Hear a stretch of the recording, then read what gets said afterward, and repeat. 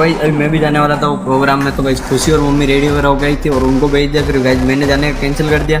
तो भाई मेरा मन नहीं हो रहा था कहीं बाहर जाने का, तो मैंने गाइज सोचा कि फिर मैं दुकान पे रहूँगा, मैं नहीं idea.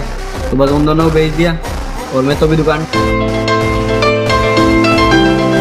So hey guys, good morning, welcome back to my new blog. So आज का ब्लॉग की शुरुआत होती है सुबह सुबह। तो अभी ना तो रेडी हो रहा होगा, कौन सीधा दुकान पर आते थे। दुकान वगैरह खोल दी अपनी। और गाइज मैं बताया था ना कल आपको, दुकान पर सुबह धूल काफ़ी ज़्यादा पड़ती है, मतलब धूप तो पड़ती है और धूल काफ़ी ज़्यादा आती है। देखो भाई बाहर कितनी बेकार हालत हो रही है और सबके सब सामान भी सारे गंदे हो चुके हैं, धूल जमी हुई पोस्टर पे या फ्रिज पे। तो भाई ये सब भी साफ़ करने ही मेरे को।